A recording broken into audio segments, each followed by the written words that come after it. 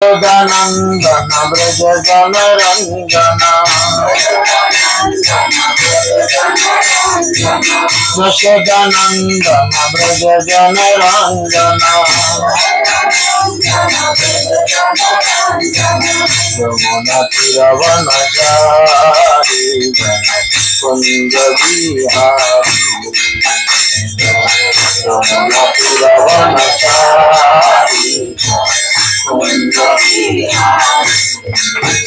जय राधा माधव जय कुंज विहारी जय राधा माधव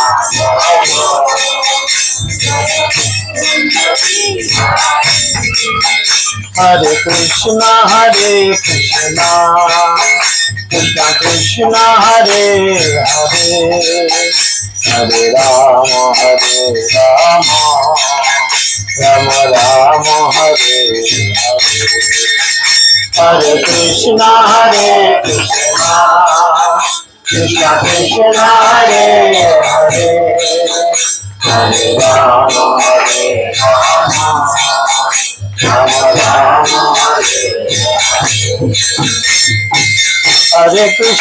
हरे कृष्णा कृष्ण कृष्ण हरे हरे हरे राम राम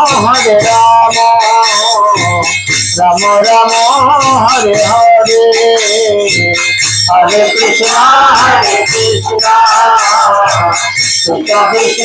हरे हरे हरे राम राम राम हरे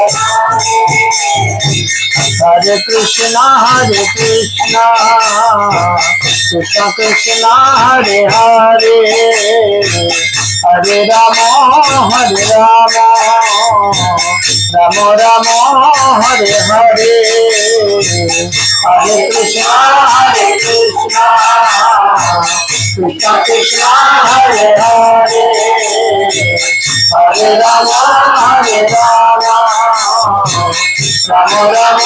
हरे हरे कृष्णा कृष्ण कृष्ण हरे हरे हरे राम राम हरे हरे हरे कृष्णा कृष्ण हरे हरे हरे राम राम हरे जय राधा माधव जय राधा माधव राधा माधव जय राधा माधव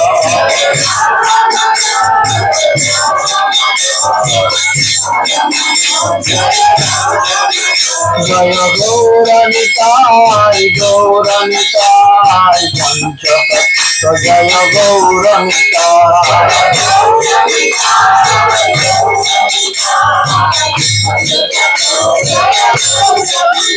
जय जगन्नाथ जय बलदेव माता सुभद्रा जय सुदर्शन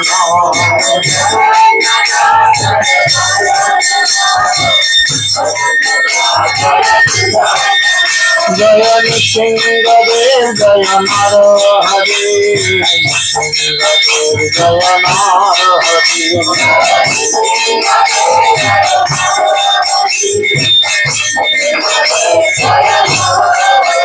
जय प्रहलाद महाराज जय प्रहलाद महाराज जय प्रहलाद महाराज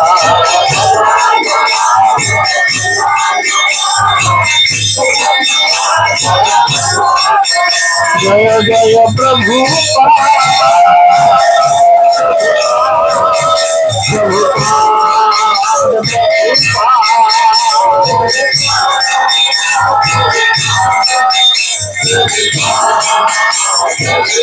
जय जय गुरुदेव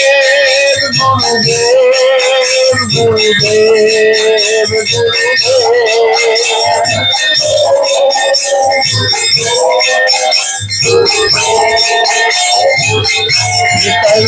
हरि ओम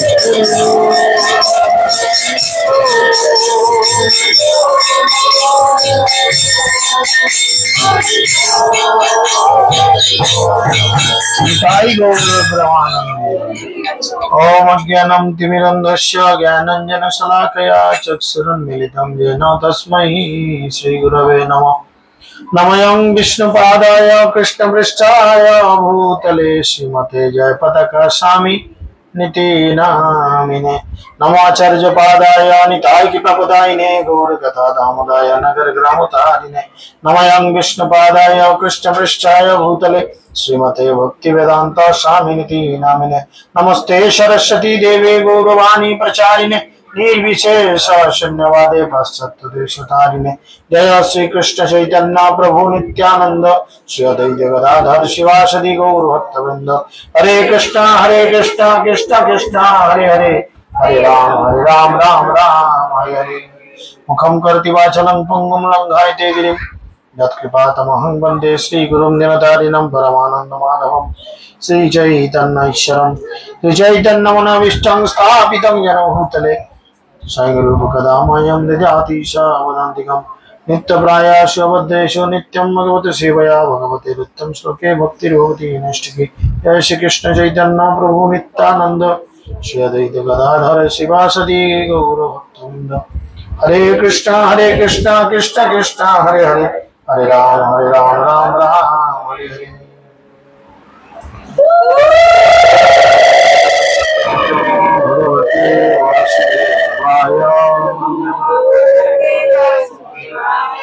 ओम नमो भगवते वासुदेवाय।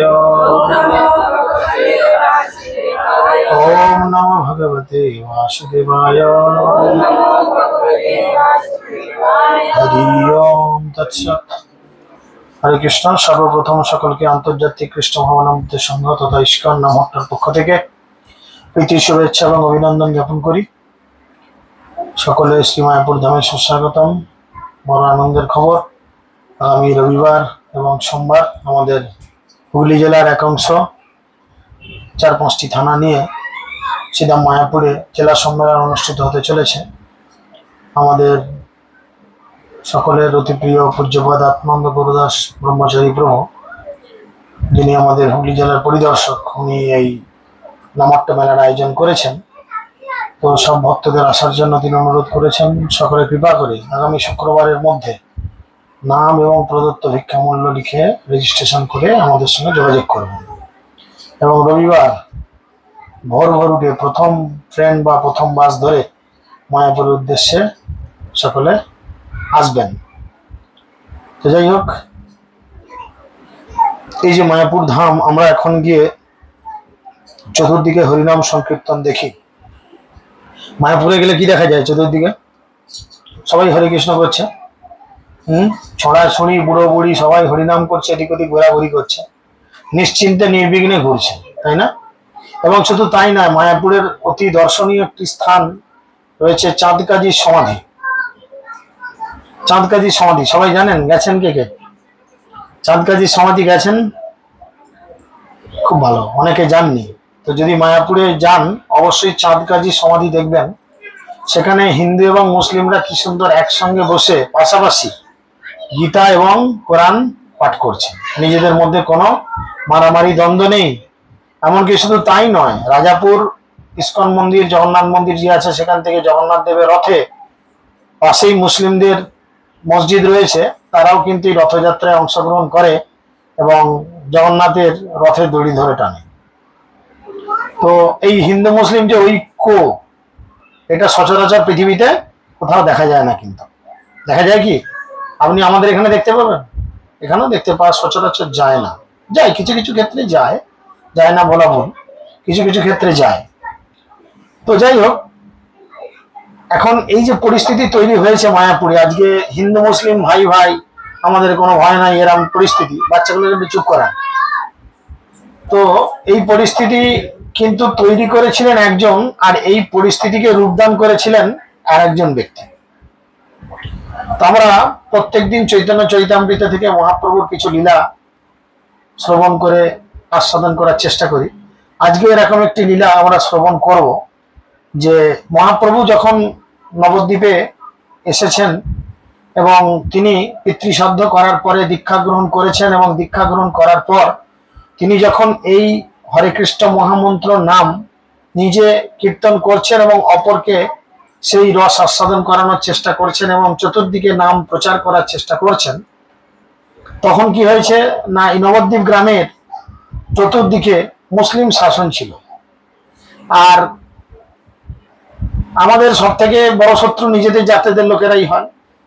যেহেতু মহাপ্রভু হরিনাম করছেন, অন্য কোনো দেবদেবীদের পূজা করছেন না বা অনুমতি দিচ্ছেন না, তিনি বলছেন যে কৃষ্ণের ভজনা করলেই সবকিছুর ভজনা হয়ে যায়, আর নতুন করে আলাদা করে কোনো ভজনার দরকার পড়ে না।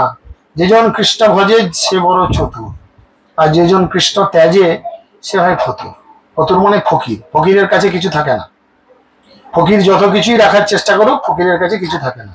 তো ঠিক সেরকম মহাপ্রভু তাই কি করেছেন, প্রতিটা গ্রামে গ্রামে হরি হরায় নম, কৃষ্ণ যাদবায় নম বা হরিনাম সংকীর্তন করছেন।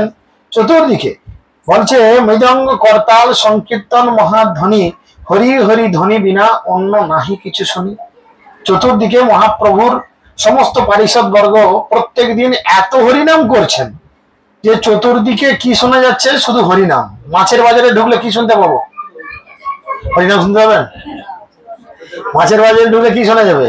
বিভিন্ন মাছের রেট, বিভিন্ন মাছের দাম, বিভিন্ন কিছু, মানে মেচো বাজারে যেটা হয় সেরকম কথা শোনা যাবে। তো মহাপ্রভু এত সুন্দরভাবে হরিনামকে প্রচার করেছিলেন তৎকালীন যুগে, যে নবদ্বীপের প্রতিটা গলিতে গলিতে সব জায়গায় কান পাতলেই শুধু কি শোনা যাচ্ছে, শুধু হরিধ্বনি শোনা যাচ্ছে, আর কিছু শোনা যাচ্ছে না। তো এখন দেখুন, শুনিয়া ক্রুদ্ধ হইল সকল যবন, কাজী পাশে আসি সবে কইল নিবেদন। হরে কৃষ্ণ মহামন্ত্র কীর্তনের সেই প্রচন্ড শব্দ শুনে স্থানীয় মুসলমানরা অত্যন্ত ক্রুদ্ধ হয়ে কাজীর কাছে গিয়ে নালিশ করলেন। চাঁদ কাজীর কাছে গিয়ে নালিশ করলেন, এ কি হচ্ছে, গোটা দেশে আমরা কান পাততে পারছি না, তাই না? আপনি 63 ডেসিমেলের বেশি যদি বক্স বাজান, তাতে কালী পুজোই হোক, মনসা পুজোই হোক, আর অন্যান্য পুজোতেই হোক, থানা থেকে কিন্তু পারমিশন নিতে হবে। আবার যদি মাধ্যমিক উচ্চ মাধ্যমিক পরীক্ষার সময় হয়, তাহলে কিন্তু থানা পারমিশন দেবে না, তাই না? কিন্তু এমন কিছু জায়গায়, এমন কিছু মসজিদ রয়েছে যাদের চতুর্দিকে চোঙা বাঁধা থাকে এবং সেগুলো 63 ডেসিমেলের বেশি আওয়াজে বাজে। ভোর 4টা থেকে আরম্ভ হয়, রাত্রিরে শেষ আজান যখন পর্যন্ত, আমার ঠিক টাইম জানা নেই। সারাদিনে অন্তত 5 ওয়াক্ত নামাজ পড়ে, 5 ওয়াক্ত হয়। তো যাই হোক, অ্যাকচুয়াল তারা তখন এরম অবস্থায় কাজীর কাছে গেছেন। রোজ সন্ধ্যা কালে কাজী এক ঘরে আইল, মৃদঙ্গ ভাঙিয়া লোকে কহিতে লাগিল। অত্যন্ত ক্রুদ্ধ হয়ে চাঁদ কাজী, মানে তিনি তখন ছিলেন সেখানকার জমিদার, তিনি রেগে গিয়ে একটা হিন্দুদের বাড়িতে আসলেন। এসে কি করলেন, যে সেখানে কীর্তন চলছে দেখতে পেলেন, দেখে আরো রেগে গেলেন। রেগে গিয়ে তিনি কীর্তনের রত সেই মানুষের হাত থেকে মৃদঙ্গটা ছিনিয়ে নিয়ে তুলে আছাড় মেরে ভেঙে দিলেন। যা, শুধু ভাঙলেন তাই না, ভেঙে দিয়ে কি বললেন, এতকাল কেহ নাহি কইল হিন্দু আনি, এবে যে উদ্যম চালাও কার বলো জানি। এতদিন তো তোমাদের এই দেশে কেউ হিন্দুগিরি মারায়নি, তাহলে তোমরা কার বলে হিন্দুগিরি দেখাচ্ছ? নতুন নতুন সব হিন্দু হয়েছ না? কেহ কীর্তন না করি হো সকল নগরে, আজই আমি ক্ষমা করি যাইতেছি ঘরে। আমি আজকে ফার্স্ট টাইম লাস্ট বার, না লাস্ট টাইম ফার্স্ট বার, ফার্স্ট টাইম লাস্ট বার, বলছে ফার্স্ট টাইম লাস্ট বার আমি বলে দিয়ে যাচ্ছি কি না, আজকের মতো ক্ষমা করে দিলাম তোমাদের, এরপরে যেন তোমাদের মুখ দিয়ে হরিনাম না শুনি। আমরা পৃথিবীতে এরকম অনেক মানুষ আছি, মুসলমানদের এরকম আদর্শে চলি, মুখ টিপে থাকি, হরিনাম করবো না, কিন্তু একটু হিন্দি গানের সুর যদি বেজে ওঠে, তাহলে আমাদের ঠোঁটো লড়ে, জীবন লড়ে, হাত পাও অনেক সময় তালে তাল মারে। যাই হোক, খুব ভালো। আর যদি কীর্তন করিতে লাগে পাইমু, সর্বদা সর্বস্ব দণ্ডিয়া তার জাতি যে নইব। আর যদি আমি কারোর বাড়িতে কীর্তন হচ্ছে শুনেছি, তাহলে কি করব? এখন বাংলাদেশে যেমন পজিশন হয়ে গেছে প্রায় কিছু কিছু জায়গায়, তাই না? যদি কারোর বাড়িতে কীর্তন শুনেছি, কি করবো? তার জাত নিয়ে নেব।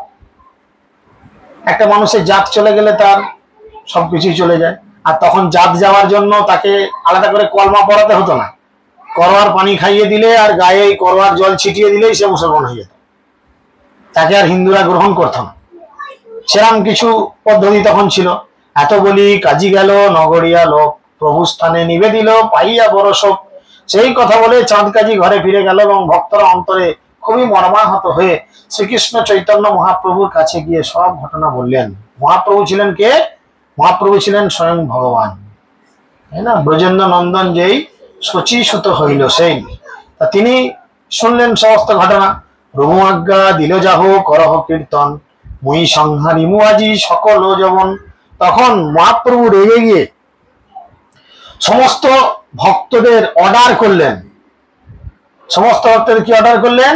যাও গিয়ে সবাই মিলে সংকীর্তন করো, আজ আমি সমস্ত যবনদের সংহার করব। কিন্তু তথাকথিত মুসলমানদের কথাটাই আমাদের বড্ড হৃদয়ে লেগেছে। ভগবানের কথাটা আমাদের হৃদয়ে বাঁধেনি, তাই আমরা হরিনাম করি না। আমরা হরিনাম করি না, কিন্তু অন্যান্য কিছু সারাদিন কিছু চালিয়ে যেতে বললে আমরা চালিয়ে যাই, কোনো অসুবিধা হয় না। ঘরে গিয়া সব লোক করে কীর্তন, কাজীর ভয়ে স্বচ্ছন্দ নহে চমকিত মন। এদিকে কাজী তো চমকে দিয়ে গেছে, ধমকে চমকে গেছে যে তুমি সাবধান, যদি তোমাদের কাছে কোনোদিন হরিনাম শুনেছি তোমাদের জাত নিয়ে নেব। সবারই একটা মনে মনে টেনশন আছে, যদি জাত চলে যায়, যদি এরম ব্যাপার হয়। সেই জন্য তারা কীর্তন করছে ঠিকই, কিন্তু কিভাবে কীর্তন করছে? ভয়ে ভয়ে সব। যদি এক্ষুনি কাজী আসে, কাজী যদি লোক পাঠিয়ে দেয়, তাহলে গায়ে যদি জলটা ছিটিয়ে দেয়, দূর থেকে জলটা ছিটিয়ে দিলি তোমার জাত চলে গেল, তাহলে তো ভয়ে ভয়ে কীর্তন করছে। মনে ঠিক মানে সেই উদ্যম, সেই স্পিরিট নেই, তাই না? তাসভার অন্তরে ভয় প্রভু মানে জানি, কহিতে লাগিলা লোক শীঘ্র ডাকিয়ে আনি। তখন তারা কি করলেন? তাদের অন্তরের উৎকণ্ঠার কথা মহাপ্রভুর কাছে বললেন, আর মহাপ্রভু এটা শুনে চৈতন্য মহাপ্রভু তাদের সবাইকে ডাকলেন, সমস্ত লিডারদের ডাকলেন। আমরা যেমন অনেক সময় সব লিডারদের ডেকে একটু মিটিং মিছিল করি, সেরকম লিডারদের ডাকলেন। ডেকে মহাপ্রভু কি বললেন? নগরে নগরে আজি করিমু কীর্তন, সন্ধ্যাকালে করসবে নগর মন্ডন।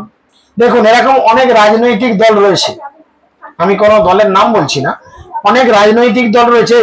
বোস নালে পালিয়ে যায়, হয় বোস নালে যেখান থেকে এলি বাড়িতে চলে যায়। অনেক সময় দেখবেন কিছু রাজনৈতিক দল রয়েছে, সেই রাজনৈতিক দল তাদের নিজস্ব ক্ষমতা জাহির করার জন্য মিটিং মিছিল করে আমাদের টাউনের মধ্যে, দেখবেন, তাই না? নিজের ক্ষমতা দখলের মানে কতটা ক্ষমতা আছে দেখার জন্য সমস্ত ভাই বোনেদের ডেকে ফেললো, যারা যেখানে লোকজন আছে ব্যবসা করে, ডেকে নিয়ে তাদের দিয়ে মিটিং মিছিল করে দেখালো। মিটিং এ যাদের লোক বেশি, আমরা ভাবি কি তাদের ক্ষমতা অনেক বেশি। তাই মহাপ্রভু তৎকালীন মুসলিম শাসনের সময় যে সত্যি হিন্দুদের কতটা ক্ষমতা বেশি দেখানোর জন্য মহাপ্রভু কি করলেন? টিম লিডার হয়ে সমস্ত হিন্দুদের এক হওয়ার জন্য বললেন যে সন্ধ্যাবেলা তোমরা নগরকে সংকীর্তন করব, নগর পরিশোভিত করো, সাজাও নগর, গোটা গ্রাম গোটা নগর সাজিয়ে দাও। কেন? আমরা হরিনাম করব। সন্ধ্যাতে দেউটি সবে জালো ঘরে ঘরে, দেখো কোন কাজী আসি মোরে মানা করে। সন্ধ্যাবেলায় প্রতিটা গৃহে তোমরা মশাল জ্বালাও, দেউটি মানে মশাল, আর আমি তোমাদের সকলকে রক্ষা করব। দেখা যাক কোন কাজী আমাদের কীর্তন বন্ধ করতে আসে। এখন দেখুন, এখানে বুঝে নিতে হবে, ভক্তি জীবন করতে গেলে এই কাজীর মতো পাজি আমাদের জীবনে কিছু আসবে।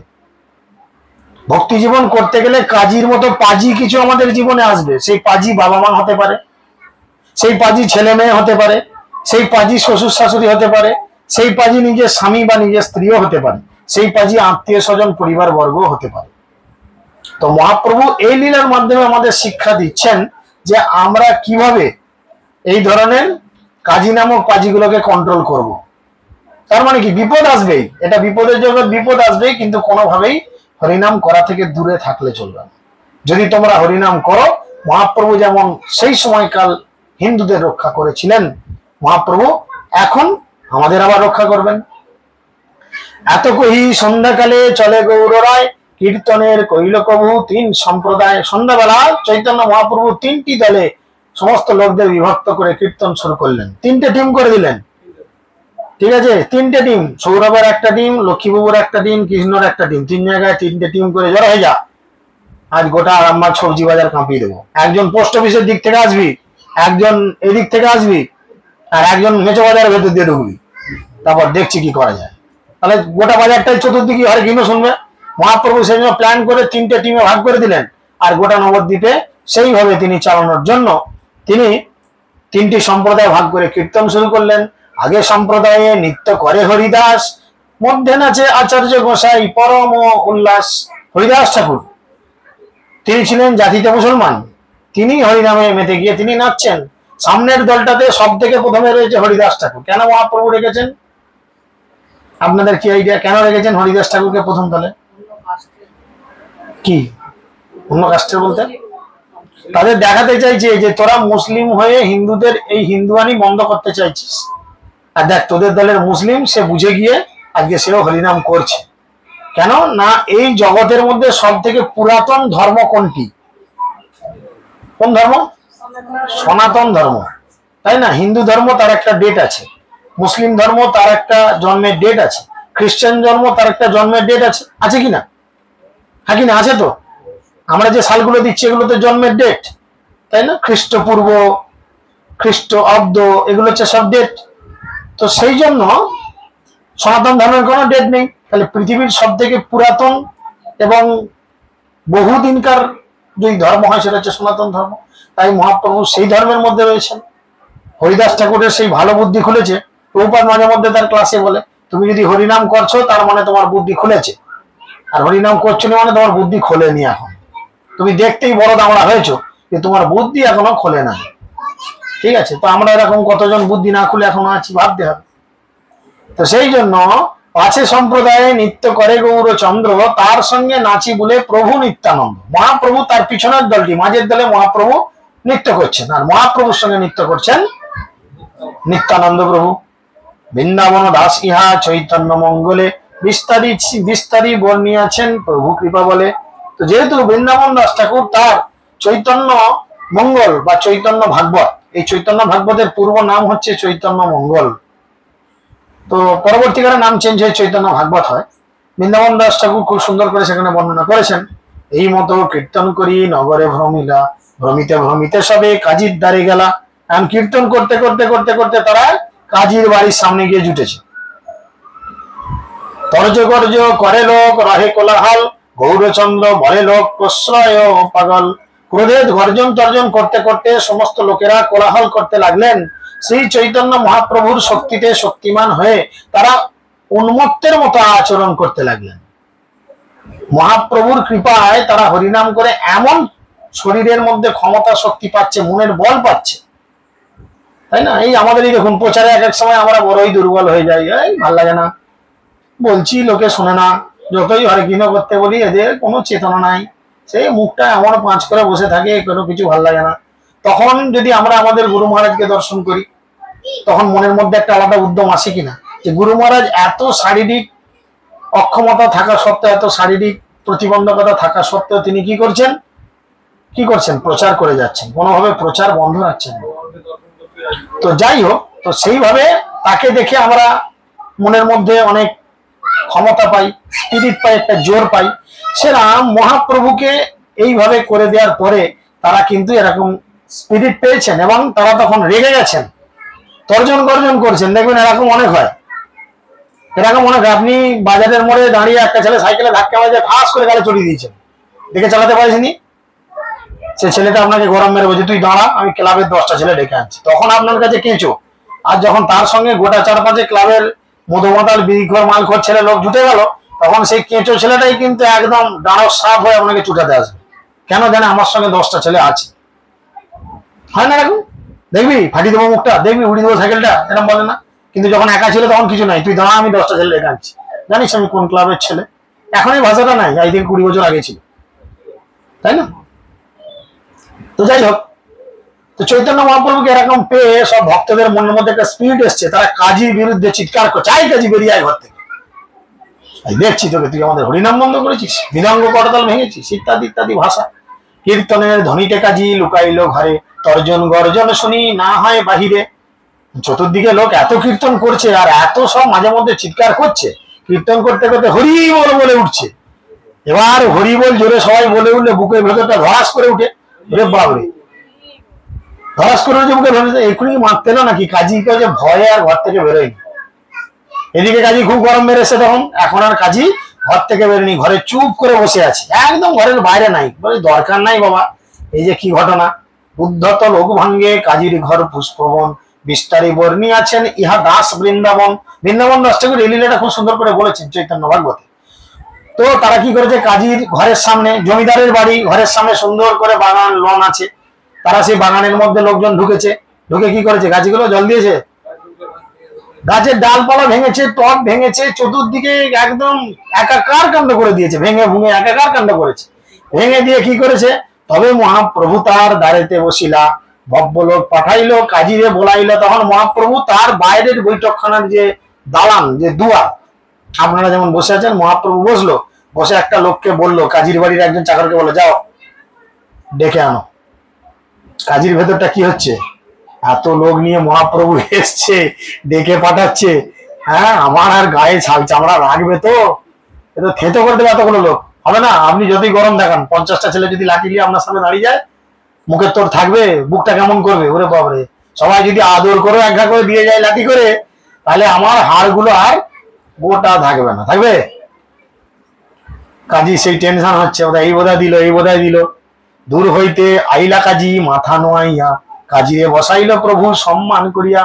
দূর থেকে কাজী এসেছে, মহাপ্রভুর কাছে আসেনি। অপরাধ বোধ হলে কি হয়, মাথাটা নিচু করে থাকে, সত্যি ভুল হয়েছে, কাজী মাথা নিচু করে এসেছেন। কিন্তু মহাপ্রভু, কাজী যেহেতু একজন সম্মানীয় ব্যক্তি, তাই তিনি সম্মান দেখিয়েছেন। এর থেকে আমাদের শিক্ষা পাওয়া উচিত। কি শিক্ষা পাওয়া উচিত, যে দেখুন, কোন সম্মানীয় ব্যক্তি কোনোভাবে যদি তার সম্মানহানি হয়, তার মানে সে প্রায় অলরেডি মৃত। সম্মানীয় ব্যক্তির সম্মান চলে যায় মানে তাকে গালে চড়াতে হয় না, জুতো মারতে হয় না, ঝাঁটা মারতে হয় না, সে অলরেডি মৃত। তাকে আর নতুন করে আঘাত করাটা ভদ্রতা নয়।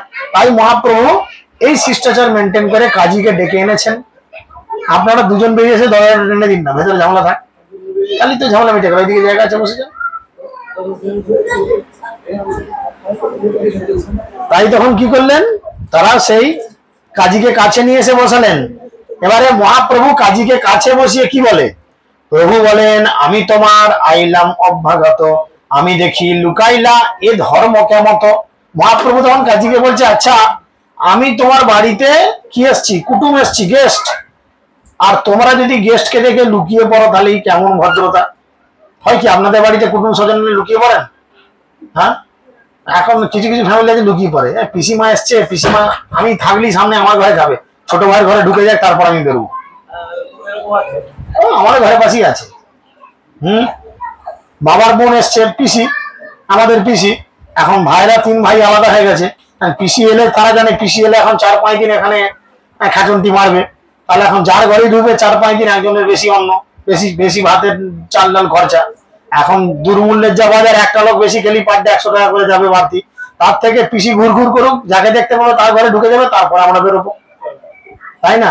তো মহাপ্রভু ওই জন্য বলছে, এটা তোমার কি ধরনের শিষ্টাচার, আমি তোমার বাড়িতে এলাম কুটুমের মতো একজন, আর তুমি লুকিয়ে পড়ছো, এ তোমাদের কেমন ধর্ম।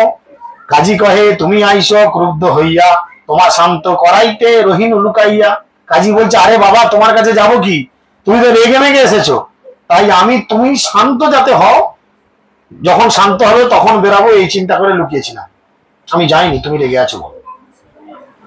এবে তুমি শান্ত হইলে আসি মিলিলাম, ভাগ্য মোর তোমা হেন অতিথি পাইলাম। এখন কাজী এরপর কি করছে, তেল মারছে।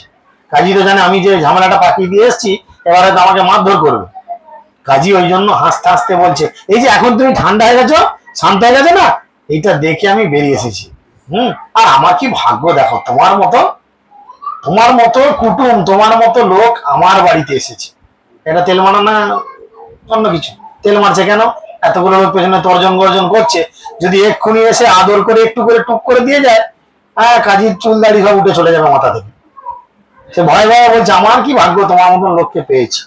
গ্রাম সম্বন্ধে চক্রবর্তী হয় মোর চাচা, দেহ সম্বন্ধ হইতে হয় গ্রাম সম্বন্ধ সাচা। তখন বলছে, গ্রাম সম্বন্ধে নীলাম্বর চক্রবর্তী ঠাকুর হচ্ছে আমার কাকা। চাচা মানে কি, কাকা, ঠিক আছে। নীলাম্বর চক্রবর্তী কে, মহাপ্রভুর। এখানে ওরা তো এইভাবে বলছে না, এখানে যেটা বলছেন যে মামাকে চাচার কথা বলছে না, চাচাটা মামাকে ওরা সাঁচা বলছে। এখানে যেটা বলছে যে গ্রাম সম্বন্ধে নীলাম্বর চক্রবর্তী হচ্ছেন আমার কাকা, লিখেছেন এখানে গ্রাম সম্বন্ধে নীলাম্বর চক্রবর্তী হচ্ছে আমার কাকা। চাচা মানে কাকা বলছে। দেহের সম্পর্ক থেকে এই ধরনের সম্পর্ক তো গভীর, তুমি তো জানো, মানে তোমার দাদু আমার কাকা মানে কে? তাহলে আমি তোমার কে হচ্ছি? আমি কে হচ্ছি? ও তো মামা তো দাদু। তাহলে আমি, আমার সঙ্গে তোমার সম্পর্ক কি? আমি কে? হ্যাঁ, কে শুনুন, কে বলে? মামা হন। নীলাম্বর চক্রবর্তী হয় তোমার নানা, মুসলিমদের বলেন না নানা, সেই সম্বন্ধে হও তুমি আমার ভাগিনা। ও সাদের ভাগ্নে তুমি আমার, বুঝেছেন? ভাগ্নে, তুমি তো আমার সাদের ভাগ্নে। তোমার নানা মানে, নানা মানে মামাতো দাদুকে নানা বলে, মায়ের বাবাকে নানা বলে মুসলিমরা। তাই নীলাম্বর চক্রবর্তী ছিলেন শচী মায়ের পিতা। তাই বলছে যে নীলাম্বর চক্রবর্তী হয় তোমার নানা, সেই সম্বন্ধে হও তুমি আমার ভাগিনা। তাহলে তুমি আমার ভাগনা। ভাগনা মামাকে মারতে পারে? আমি কি কংস মামা? হ্যাঁ, তুমি আমাকে মারতে পারবে? সম্বন্ধে একটা যখন হয়ে গেল না, দেখবেন আর মারধর কিছু করা যাবে না। ভাগিনার ক্রোধ মামা অবশ্যই সহায়, মাতুলের অপরাধ ভাগিনা না লয়। তখন বলছে হ্যাঁ, মামার উচিত ভাগনা রেগে গেলে ভাগনার একটু রাগ তাপ মেনে নেওয়া, কিন্তু তা বলে কি মাতুল বা মামা যদি কোনো ভুল দোষ করে, ভাগনা কি তার জন্য মামাকে শাস্তি দেয়? নিজের পিঠ বাঁচানোর জন্য কথা বলছে চাঁদ গাজী। শিক্ষার ব্যাপার আছে, এই জগতের মানুষও ঠিক সেরকম। যতক্ষণ আপনার সঙ্গে স্বার্থে জড়িয়ে থাকবে, ততক্ষণ আপনার পায়ের জুতোটা বয়ে বেড়াবে। যেমনি স্বার্থ ফুরিয়ে গেল, তুই কে রে, কোথা বাড়ি তোর? এটাই তিনি দেখাচ্ছেন। এই মতর দুহার কথা হয় ঠারে ঠারে, ভিতরের অর্থ কেহ বুঝিতে না পারে। এইভাবে দুজনে তো অনেক কথা চালাচালি চলছে, বাকি লোকজন হাঁ করে দেখছে। এই মহাপ্রভু শুধু একবার অর্ডারটা দিক, ফায়ার বা ঠেঙিয়ে দাও, মেরে দাও, ব্যাস আমরা দেখিয়ে দেবো। তাহলে দেখছে এরা দুজনে তো বেশ গল্প গুজব করছে, বেশ কাছাকাছি বসে হাসি ঠাট্টা হচ্ছে। কি কেস? প্রভু কহে প্রশ্ন লাগি আইলাম তোমার স্থানে, কাজী কহে আজ্ঞা করো যে তোমার মনে। মহাপ্রভু বলছেন আমার মনে কিছু প্রশ্ন জেগেছে, তাই আমি তোমার কাছে এসেছি সেই প্রশ্নগুলো করার জন্য। তুমি আমাকে দয়া করে একটু বলো তো। কাজী বলছে বলো তোমার মনে কি প্রশ্ন আছে, বলো, আমি সব উত্তর দেবো। প্রভু কহে গোদুগ্ধ খাও গাভী তোমার মাতা, বৃষ অন্ন উপাযায় তাহে তোমার পিতা। তিনি বলছেন, মহাপ্রভু বলছেন আপনি গরুর দুধ খান। তার মানে আমরা সাধারণত কার দুধ খাই? গরুর দুধ খাই। ছেলেবেলায় কার দুধ খাই? মায়ের দুধ খাই। তাহলে যার দুধ খাই তাকে তো মা বলি, বলি না? তাহলে গরু সেও আমাদের মা। আর মায়ের স্বামীকে আমরা কি বলি? বাবা, পিতা বলি। তাহলে গাভীর সেরাম সম্পর্কিত ষাঁড়, বৃষ, ষাঁড়, তাহলে সেটা পিতা। সেই সূত্রে সেটা তার পিতা। পিতা মাতা মারি খাও, এবার কোন ধর্ম? কোন বলে করো তুমি এমত বিকর্ম। তাহলে তোমরা তো গরুও কাটছো, ষাঁড়ও কাটছো, মোষও কাটছো, সবই খাচ্ছ। তাহলে বাবা মাকে মেরে খাচ্ছ, এই কোন ধরনের ধর্ম? একদম ডিরেক্ট হিট, একদম ডিরেক্ট হিট। আমিও দিই, আমার ড্রাইভারটাকে মাঝে মধ্যে বলি, আমার কম্পাউন্ডারটাকে বলি, দুটি আমার মুসলমান। যা গরু খা, ও মুখে আর বাঁচার নাই কিছু, যা গরু খা, খেয়ে মরকে যাস।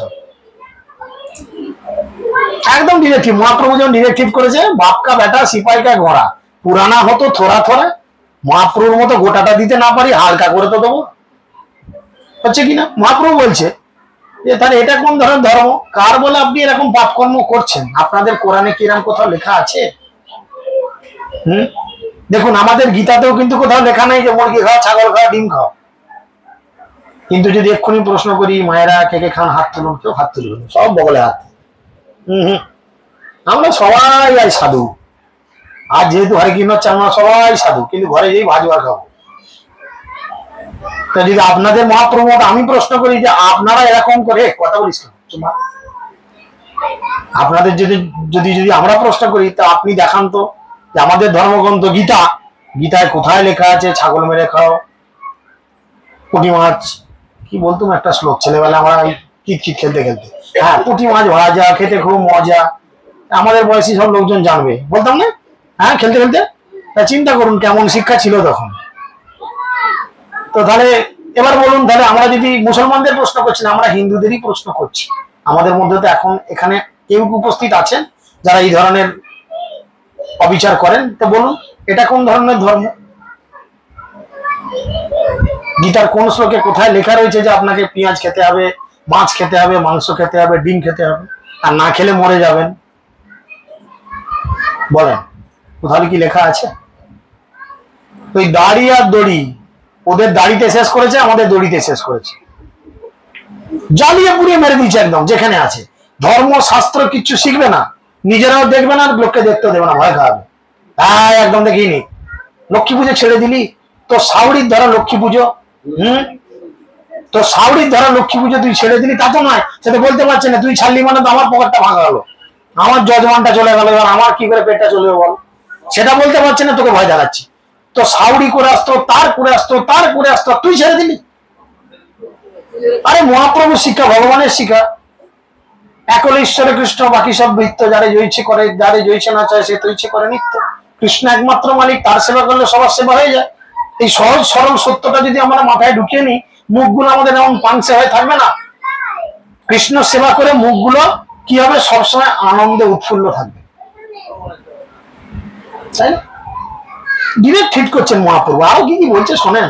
কাজী কহে তোমার জয়ছে বেদ পুরাণ, হইছে আমার শাস্ত্র কেতাব ও কোরআন। কাজী জানে, কাজী উত্তর দিলেন তোমার যেমন বেদ পুরাণ আদি শাস্ত্র রয়েছে, তেমন আমাদের শাস্ত্র হচ্ছে কোরআন। সেই শাস্ত্রে কহে প্রবৃত্তি নিবৃত্তি মার্গ ভেদ, নিবৃত্তি মার্গে জীব মাত্র বধের ও নিষেধ। কাজী নিজে স্বীকার করছে, সেই কথাটা যেন ঠেলায় না পড়লে গরু গাছে ওঠে না। ওটা কি লেগেছে বলো, ছেলেগুলো যেন আরো বাড়িয়ে দিলে।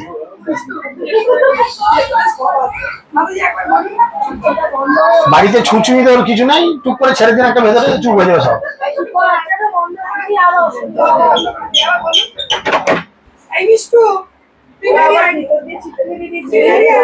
এই বাঁধে নিয়ে যায়, ছেড়ে দেবো সব কটাকে।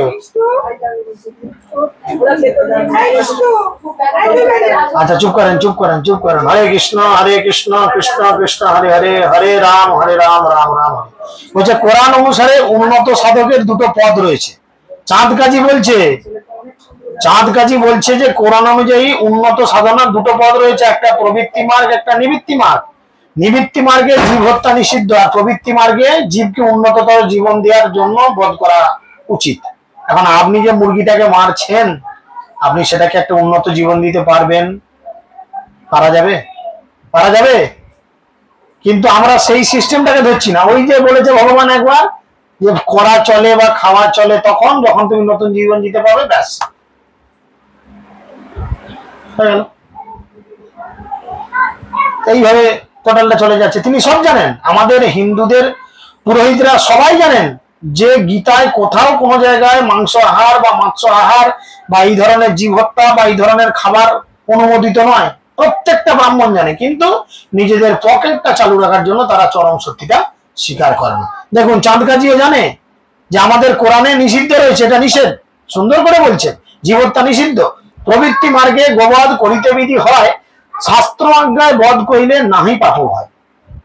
প্রবৃত্তি মার্গে গোবধ অনুমোদন করা হয়েছে, শাস্ত্রের নির্দেশ অনুযায়ী যদি বধ করা হয় তাহলে কোনো পাপ হয় না। কিন্তু শাস্ত্রের নির্দেশটা কি, যদি তুমি নতুন তাকে মানব জীবন পাঠাতে পারো।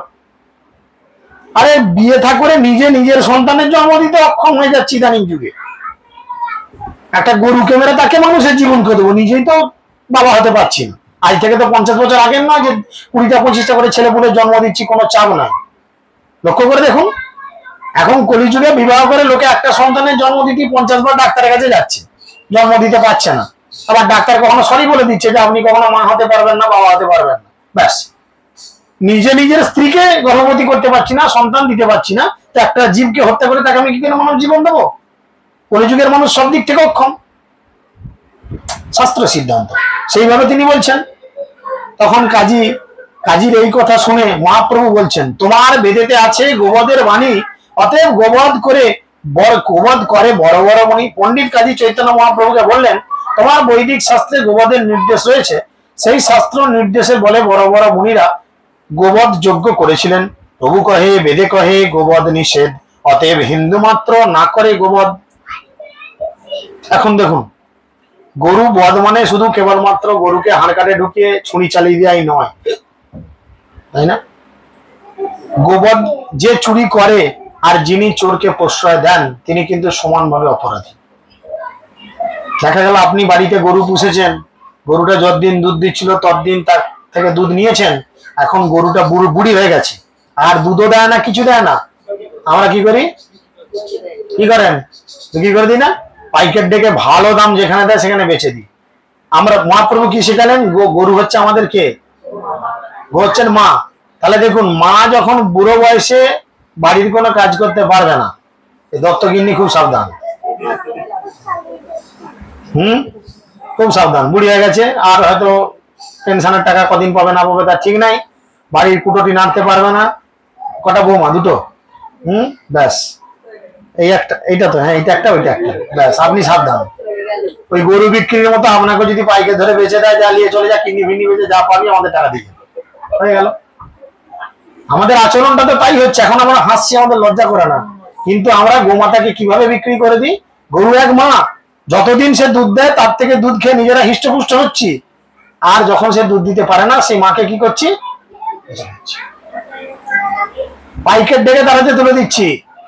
চিন্তা করে দেখুন, নিজেদের মাকে করতে পারবো তো? এটা পারবো তো নিজেদের মাকে করতে? তার বেলায় বাবা অনেক কিছু ব্যাপার।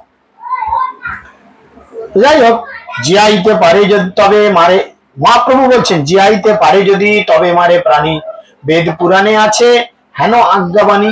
বেদ পুরাণ নির্দেশ দেওয়া হয়েছে যে যদি কেউ অন্য প্রাণীকে নবজীবন দান করতে পারে, তাহলে গবেষণার উদ্দেশ্যে সে প্রাণীকে মারতে পারে। আপনি ছাগল, গরু, শুয়ার মারুন, খান, কোনো অসুবিধা নেই, যদি তাকে নতুন জীবন দিতে পারেন, তাই না? রাত্রেবেলা যে ফট করে চামচের ঘা দিয়ে ছেড়ে দিলেন তেলের মধ্যে, সেটা হাঁসের বাচ্চা হোক কি মুরগির বাচ্চা হোক, সেটাকে নতুন করে জন্ম দিতে পারবেন তো? পারা যাবে?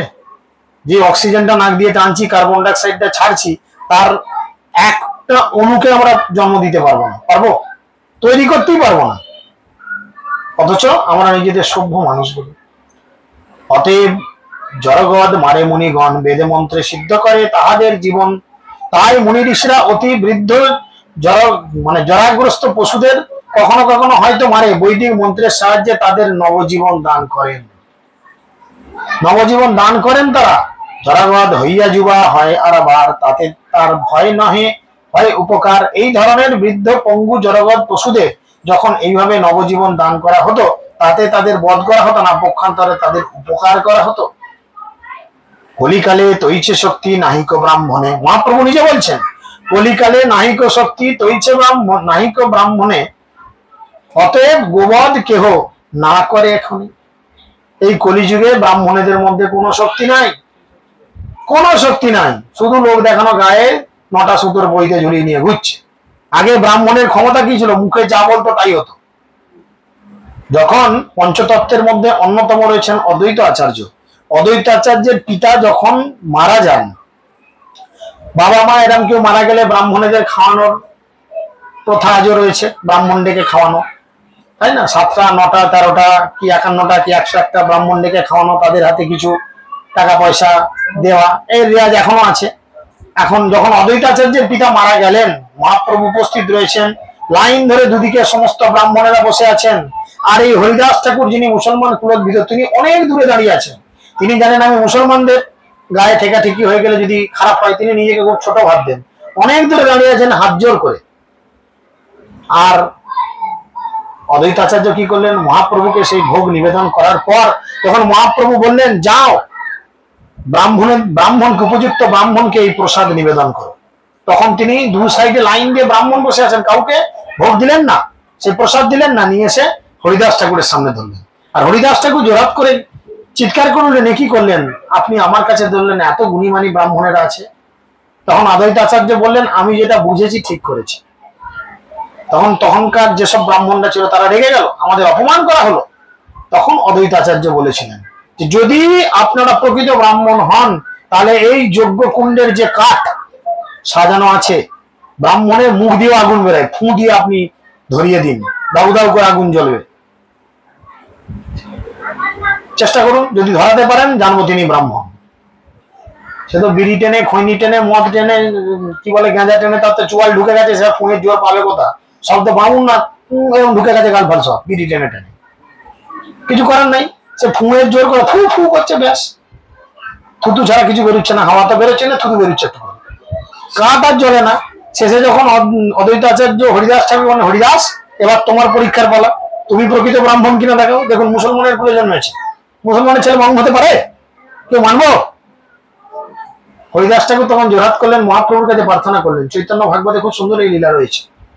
প্রণাম করলেন, মহাপ্রভু আশীর্বাদ করলেন, যাও হরিদাস, আজ প্রমাণের পালা তুমি প্রকৃত ব্রাহ্মণ কিনা। হরিদাস ঠাকুর গেলেন, গিয়ে শুধু কাঠেতে ফু দিলেন, দাউ দাউ করে কাঠগুলো হয়ে গেল। চিন্তা করুন। তা সেই জন্যই মহাপ্রভু বলছেন কলিকালে তৈছে শক্তি নাহিক ব্রাহ্মণে। এখন ব্রাহ্মণকে আপনি প্রশ্ন করুন যে আপনার গায়ে যে পৈতা রয়েছে, এই পৈতার মধ্যে যে 9টা সুতো আছে, কেন 9টা সুতো? একটা বেশি নয় কেন? আরো 5টা বেশি হলে ভালো হতো। জামা কাপড় শুকাতে দিতে যখন হতনি খুলে দিয়ে টাঙিয়ে দিলে, আন্ডার প্যান্ট হেন তেন শুকিয়ে নিয়ে আবার গায়ে গলিয়ে দিলে পৈতে একটু মোটা সুতো দিলে ভালো হতো। 9টা সুতোই কেন? ব্রাহ্মণ জানবে না যে কেন 9টা সুতো, প্রশ্ন করে দেখবেন। তারা জানে না কেন 9টা সুতো, বলতেই পারবে না।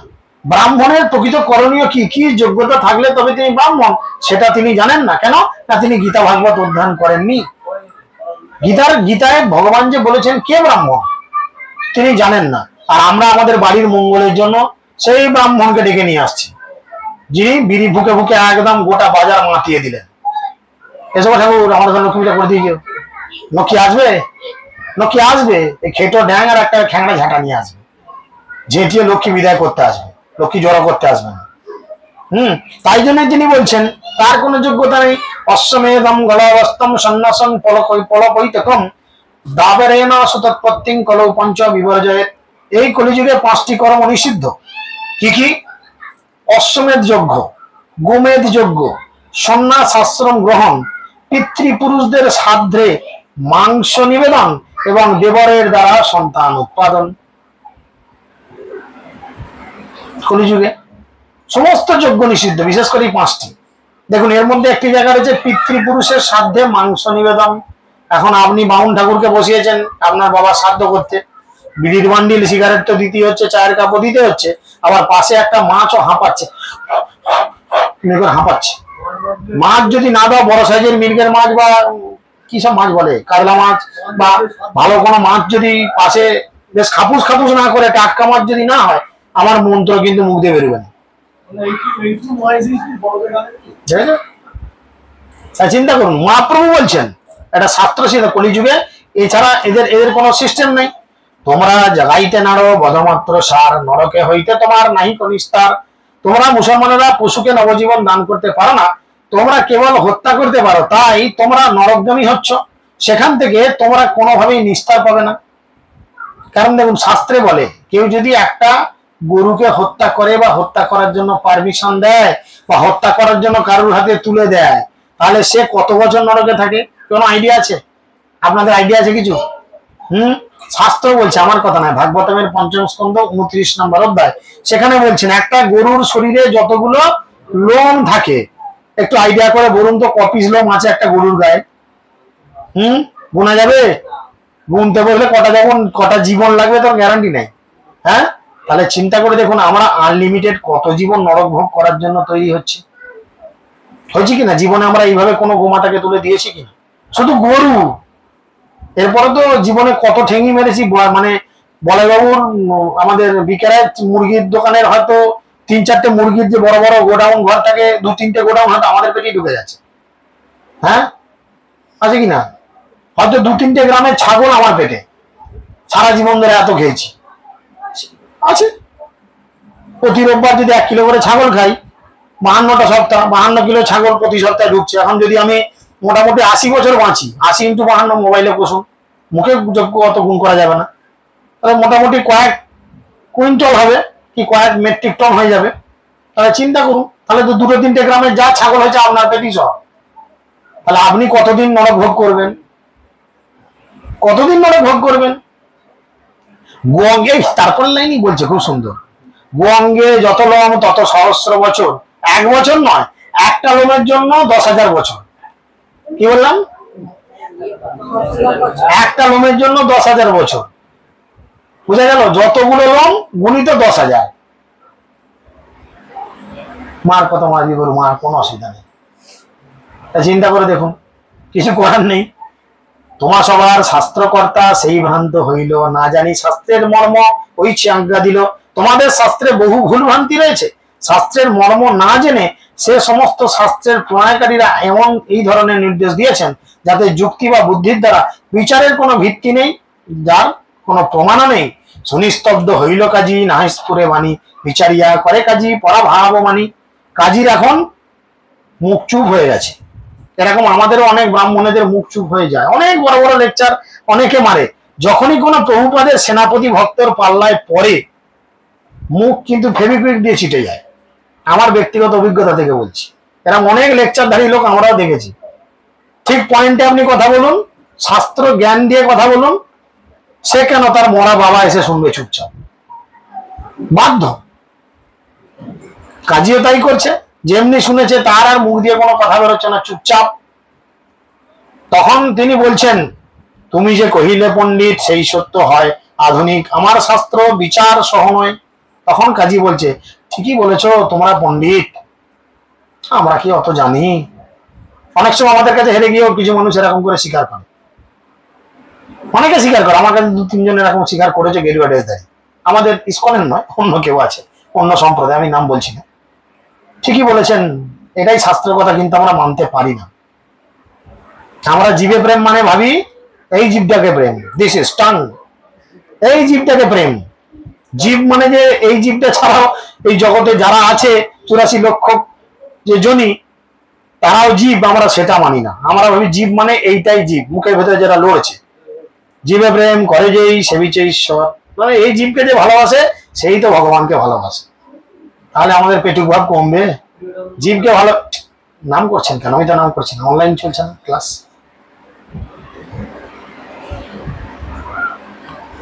তো সেই জন্য তিনি বললেন, আমাদের বিচার বুদ্ধির মধ্যে অনেক ত্রুটি রয়েছে।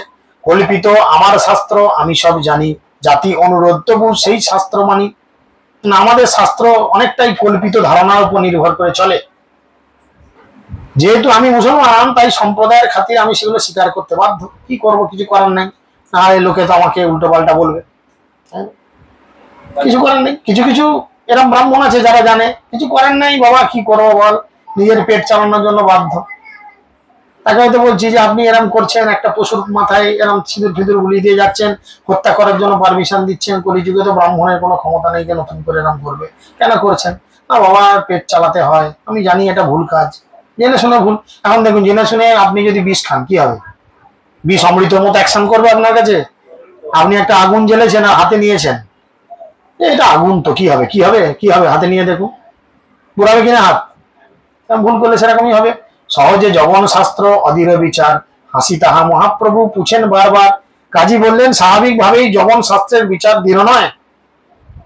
সেই কথা শুনে মহাপ্রভু স্মিত হেসে তাকে আবার জিজ্ঞাসা করলেন। কি জিজ্ঞাসা করলেন? আর এক প্রশ্ন করি শোনো, তুমি মামা। এতক্ষণ ভাগনা ভাগনা করছিল, এবার মহাপ্রভু ধরেছে, মামা একটা প্রশ্ন করি, তুমি বলো। যথার্থ কইবে ছলে, না বঞ্চিবে আমার। ঠিক কথার উত্তর দেবে, কিন্তু আমাকে কিন্তু উল্টো পাল্টা বুঝাবে না। কি কথা? তোমার নগরে হয় সদা সংকীর্তন, বাদ্যগীত কোলাহল সঙ্গীত নর্তন। তোমার নগরে সবসময় তো বাদ্য সঙ্গীত নৃত্য কোলাহল সহকারে সংকীর্তন হচ্ছে। তুমি কাজী হিন্দু ধর্ম বিরোধী অধিকারী, এবে যে না করো মানা বুঝিতে না পারি। আপনি হচ্ছেন মুসলমান কাজী, হিন্দু ধর্মে বাধা দেওয়ার অধিকার আপনার রয়েছে, কিন্তু এখন আপনি তাদের নিষেধ করছেন না, তার কারণ কি আমি বুঝতে পারছি না। এখন আর তুমি আমাদের কীর্তনে বাধা দিতে চাইছো না কেন? কেস কি আপনারা জানেন? কেস কি? কেন কাজী বাধা দিচ্ছে না? কেস অবধৃত নরহরি রূপ, ওই নৃসিংহদেব কাজীর বুকে থাবা বসিয়েছিল, একদম থাবা বসিয়েছিল। আমরা জানতে পারবো, দেখা যাক কত দূর কি হয়। কাজী বলে, সবে তোমার বলে গৌর হরি, সেই নাম আমি তোমায় সম্বোধন করি। কাজী বললেন, সকলে তোমাকে গৌর হরি বলে, সেই নামে আমি তোমাকে সম্বোধন করি এবং বলছি শোনো কি কেস, কেন আমি আর বাধা দিচ্ছি না, হ্যাঁ কি আমার এমন হয়েছে শোনো গৌর হরি এই প্রশ্নের কারণ, নিবৃত হও যদি তবে করি নিবেদন। তখন বলছে, গৌর হরি নিবৃত স্থানে চলো, একলা চলো, সাইডে চলো, সবার সামনে কথা বলা যাবে না, এই খুব গভীর তত্ত্বের কথা, তোমাকে তবে আমি কারণটা বলবো। প্রভু বলে, এ লোক আমার অন্তরঙ্গ হয়, স্ফুট করি কহ তুমি না করিও ভয়। আরে মামা তুমি ভয় খাচ্ছ, এগুলো তো আমার নিজেদের লোক, এদের কাছে তুমি বলো, কোনো ভয় নেই, বলো কি কেস। কাজী কহে, যবে আমি হিন্দুর ঘরে গিয়া কীর্তন করিমু মানা মৃদঙ্গ ভাঙিয়া, সেই রাত্রে এক সিংহ মহাভয়ঙ্কর, নরদেহ সিংহমুখ গর্জায় তস্কর। বলে ওরে বাবা, আমি রাত্রিরে যেই রাত্রে গিয়ে হিন্দুদের বাড়িতে ঢুকে ওই মৃদঙ্গ ভেঙেছিলাম, হিন্দুদের চোখ রাঙিয়ে শাসন করে এসেছিলাম, সেই রাত্রে আমি শুয়ে শুয়ে স্বপ্ন দেখি কি একটা মহাভয়ঙ্কর সিংহ প্রবল ভাবে গর্জন করছে, আর তার দেহটি ছিল মানুষের মতো আর মুখটি ছিল সিংহের মতো। সে কি করেছিল, এতক্ষণ বলছে সিংহ দেখলাম এরকম বিশাল গর্জন করছে, এখন হঠাৎ করে যদি রাত্রির অন্ধকারে আপনার ঘরের সামনে, হ্যাঁ, এই আপনার বাজারের মোড়ের পেঙ্গলি কুত্তারা চেঁচিয়ে ওঠে, তাতেই আমাদের বুকটা ধরাস করে উঠে, আর যদি সিংহ চেঁচায় তাহলে আমাদের কি হবে? চিন্তা করেন, একলা কেউ কোথাও নাই আর সিংহ গর্জন করছে। শয়নে আমার উপর লাভ দিয়া চড়ি, অট্ট অট্ট হাসে করে দন্ত করমরি। বলছে কি, আমি খাটে শুয়ে আছি চিত হয়ে, সে সিংহ হঠাৎ করে কি করেছে না, আমার বুকের উপর লাভ দিয়ে চেপে বসেছে, বসে অট্ট হাসছ করছে, হা হা করে হাসছে, আর দাঁত কিরমির করছে। কখন আমরা দাঁত কিসকিসাই, আনন্দ হলে না রেগে গেলে? সিংহ দাঁত কিসমিস করছে আর খুব হাসছে, মানে দেখবি পোড়াটা গেলে দেবো এক্ষুনি, এই চিন্তা ভাবনা চলছে। এরকম চলছে অবস্থা। মোর বুকে নখ দিয়া ঘোর স্বরে বলে, ফারিমো তোমার বুক মৃদঙ্গর বদলে। দেখবে সিংহের হাতের কি আছে? আমাদের মতো এরকম খেবড়া খেবড়া নখ, সিংহর তো একদম বড় বড় একদম নখ, আর সিংহর নখ একদম ফেড়ে দেবে। নৃসিংহদেবের নখ দেখেছেন তো, হিরণ্যকশিপুর পেটকে একদম বিদীর্ণ করে দিয়েছিল। বলছে আমার বুকেরা নখ বসিয়ে বলছে, দেখবি, হ্যাঁ, মৃদঙ্গর বদলে তোর বুকটা দেবো ফেরে, দেখবি।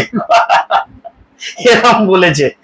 মোর কীর্তন মানা করিস, করিমু তোর ক্ষয়, আঁখি মদি কাঁপি আমি পাইয়া বড় ভয়। তিনি বলছেন কি, যে আমার সংকীর্তনে তুই বাধা দিস, হ্যাঁ, তোর এত বড় সাহস, তাই আমি তোকে সংহার করব। তখন আমি চোখ মুদিত হয়ে ভয়ে চোখ বন্ধ করে থত করে কাঁপছি। তাই চিন্তা করুন, আমরা হরিনাম যদি সঠিক পদ্ধতিতে সঠিক পন্থায় করি, ভগবানের সেবা পূজা ঠিক মতো যদি করি, আমাদের অন্য কারোর প্রোটেকশনের প্রয়োজন আছে? ভগবান নিজে ঘোষণা করছেন, আমি আমার ভক্তকে সর্বতভাবে রক্ষা করি, নমে ভক্ত প্রণশ্যতি। তিনি বলছেন আমার ভক্তের কোনোদিন ধ্বংস হয় না, আমি আমার ভক্তকে নিজে রক্ষা করি। তাহলে যেখানে ভগবান প্রোটেকশন দিচ্ছে, তারপরেও আমাদের মনে যদি সংশয় থাকে, তাহলে আমরা কি অতি চালাক না বোকা? ভিতরে কি সিংহ বলে হইয়া সদয়, তোর শিক্ষা দিতে কইনু তোর পরাজয়।